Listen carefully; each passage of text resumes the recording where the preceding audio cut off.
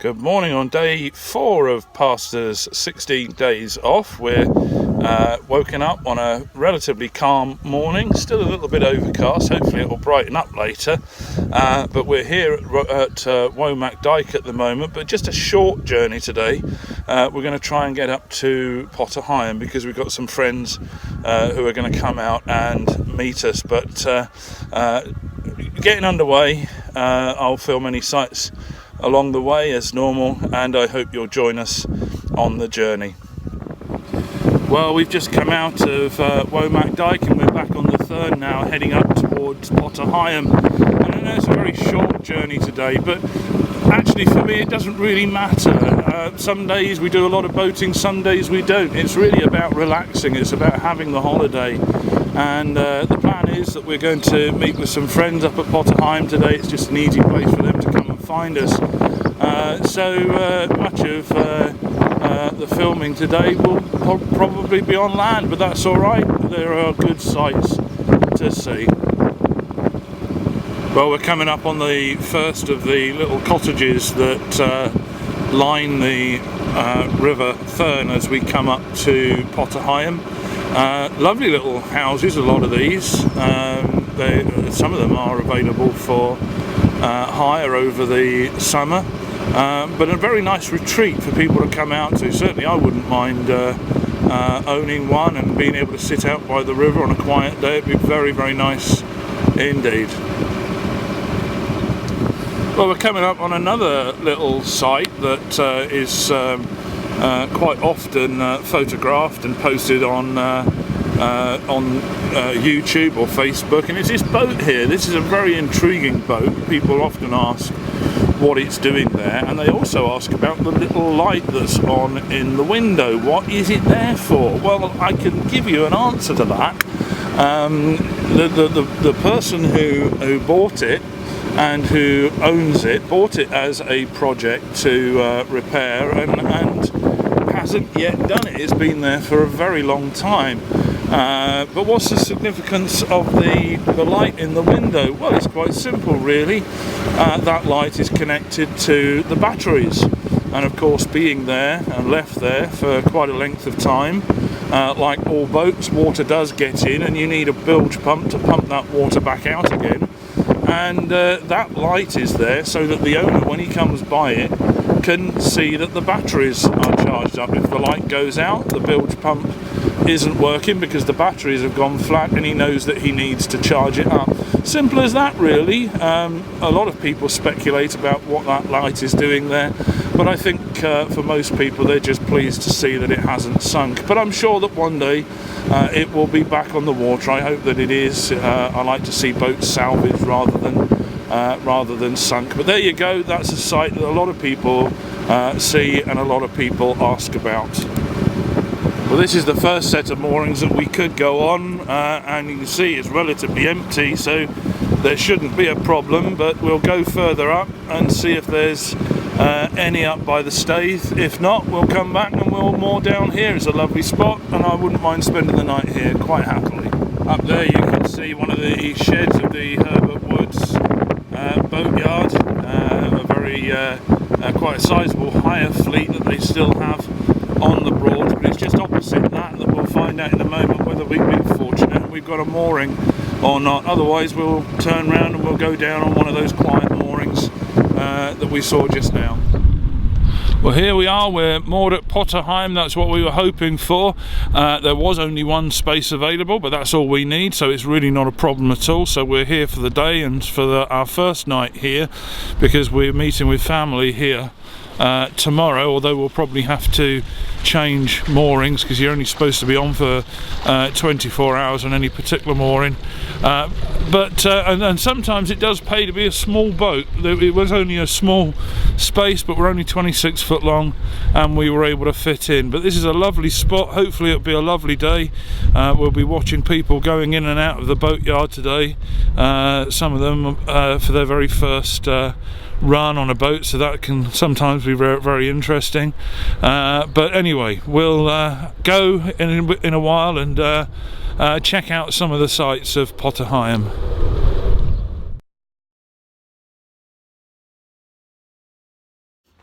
Well, good morning and welcome to day 5 of Pastor's day off, or Pastor's 16 days off. Although I don't actually know whether I ought to call this day 4B. We did end up in Heigham, as you saw on the earlier video, and it was my intention to perhaps film some of the sites around Heigham. But actually we had some friends of ours come and visit us, and we had a wonderful time with them yesterday afternoon, and so not much more filming got done. But as it happens, we've got family members who want to come and meet with us today, and so there's going to be opportunity to do a bit more filming. So maybe this is a continuation of yesterday's video. We'll call it 4B for now, but there won't be any cruising today. We're going to have a day off from that, which is rather nice. It doesn't have to be cruising all the time. It's about sightseeing. It's also about relaxation, and again, this is what this is all about, taking time for ourselves. So join with us, and if you have the opportunity today, take some time for yourself as well. Well, it's a much calmer day here at Heigham this morning. It's still a bit overcast, but the wind that we had at the beginning of the week has certainly died down, and I think it's going to be quite a nice weekend. Most of the craft that were here this morning have moved off now, but we're going to stay a while. But it is very peaceful, apart from someone over there cutting the grass. And here, as we look up the river, there in the background you can see the Heigham Bridge, the medieval Heigham Bridge, that dates back to, it's believed, the 1300s. It's one of the main sites, but we're going to have a look up there a little bit later on, and I'll be able to pick out one or two of the other sites that this town, or this village rather, is well known for.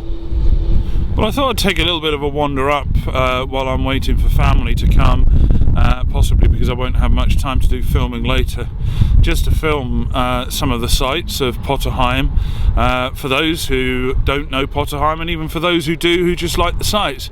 But again, Heigham is best known really for the bridge, which I believe dates back to 1385, and of course, being a bit of heritage, of course the locals are rather fond of it, and so they don't like anybody particularly hitting it.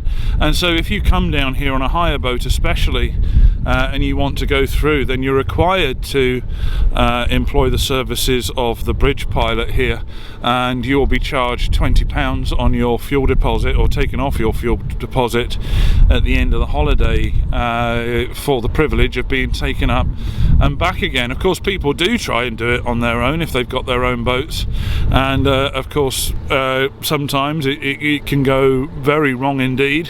In fact, people have asked me and said, well, why don't you take your boat through? Well, my boat will go through, but of course in this day and age of digital technology, there are just too many people around with camera phones ready to put your mistakes on the internet, and I know that because I have to say I'm one of them. And last year I did see someone get it spectacularly wrong, and I must admit I sat there and filmed them. And I know people will say, well, why weren't you helping them? Well, there were plenty of people that were, but anyway, it is a well-known site, and we're going to go up and cross that, and I'll take you over and show you the rest of Heigham. Before I cross the bridge, I will actually just take a note, let you take a note of this takeaway. We had our dinner there from there last night. Very nice indeed. Although unfortunately not open on Monday night. So if you're here on Monday night, you've missed out. But very nice. Touristy kind of prices, but the food is good quality. So I would highly recommend it. Now we're going to go and cross the bridge. Well, I have to do this bit a bit quickly because annoyingly there's someone who's left their car windows open and keeps setting their car alarm off. But Heigham, there's not lots of shops here once you get over into the village, but there are 2 or 3 places at least to come and eat. And I have to say that this here Barnes and Beverages, I think it's called, someone standing in the way, is by far the best place to eat. We've eaten here a few times and we absolutely love it. Lovely burgers, lovely bacon baps and that sort of thing, and a very friendly staff. Moving across, again looking back towards the bridge, there are other places to eat there, and just beyond where you're looking now there is a pub that serves a very nice pint, but sadly, by my experience, that's about the highest recommendation that I can give it, but you can make up your own mind. Coming further around, we come to what is actually a very well-known site in Potter Heigham, and that is Latham's. Latham's is, as you see there, a discount store. It sells an awful lot of various different things. It is a place my wife absolutely loves going into and takes a long time to get out of. But it sells everything, and everything that you'll ever need. But I'm going to take you over now to one of the other, I think, highlights of Potter Heigham, and I'll show you that in a moment. Now, being a boat owner, I suffer from the same condition that a lot of boat owners have. I'm always considering what my next boat might be, and because of that, this is a good place to come, because this is Herbert Wood's boat brokerage, and they've got always got a good selection of boats in, some that perhaps don't fit in quite so well on the Norfolk Broads, like the narrow boat there. I think it's some sort of conversion, but coming back here you start to see the typical sort of things that people go for. And actually that Hampton there, which is a really good little boat for a couple, or certainly a first time buyer, looks to be in very, very good condition, that one. No, this is not a plug, but just to give you some sort of example, that's just shy of 24,000. And then coming back, we've got another familiar looking boat on the Broads. These were in their time the Rolls-Royce really of hire boats. They've been very much superseded today, of course. These connoisseur class 45-foot type boat. I think my concern here, and I've seen these on the market before now, personally I think that is very overpriced, very optimistic, and especially as I saw one in a far better condition than this last year for less than that. But people will buy them, and if they do, they are good solid boats, and they tend to be very well looked after. Going round the dock, we've got others. These sort of things, these Alpha Craft, will be very familiar to most people. And again, not a bad example here. I think the dirt probably lets it down a little bit, but it looks solid enough. But of course, this is the thing that people talk about boats.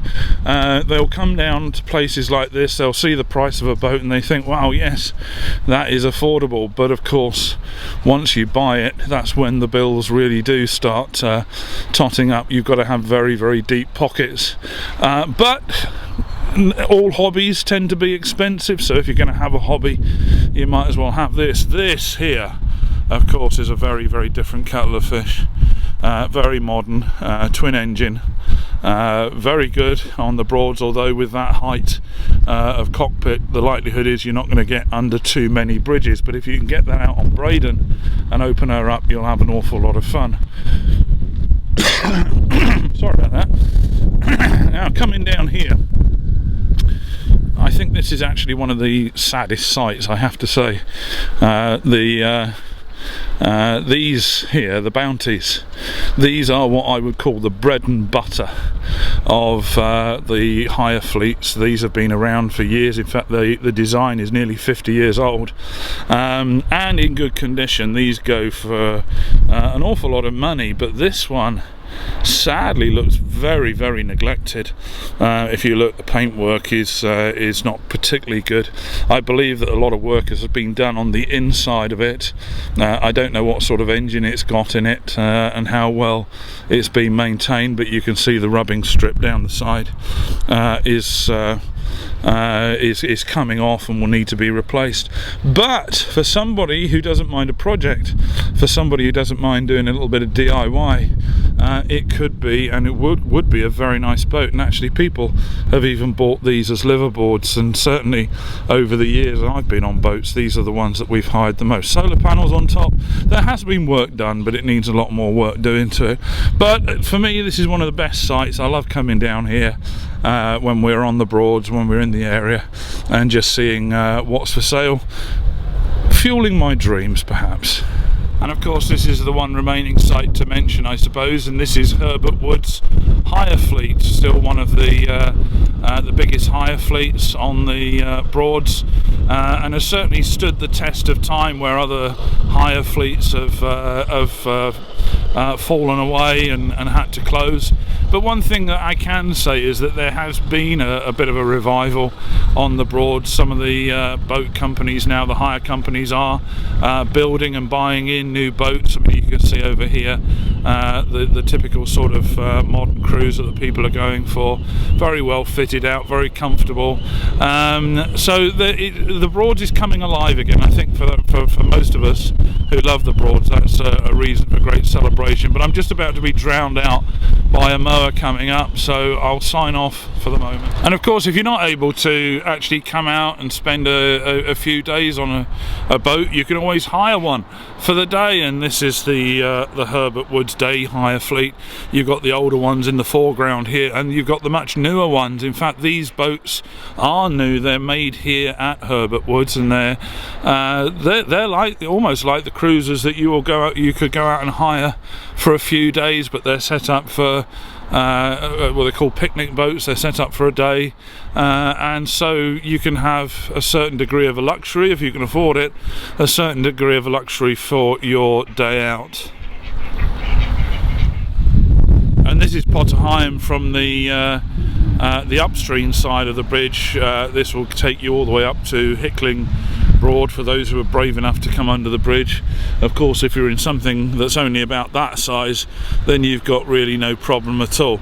But again, the bridge pilot will bring much bigger boats through, and even if you've got your own boat, you can have them bring it through for you. But this is a very nice and peaceful place to sit, even though you've got the newer road bridge there. If you just want to sit and relax, this is probably one of the best places to do it.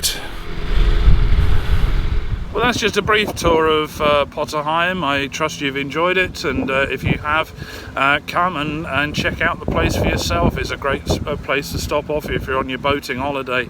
I've filmed early because I don't know how busy the rest of the day is, so this will probably be as much as there's going to be on day 5 or 4B, whatever we're calling it. I'm going to be relaxing for the rest of the day, and I trust that you will find time to do that yourself. So I'll sign off for now, and hope to catch up with you on our next Pastor's Day Off video. All the best.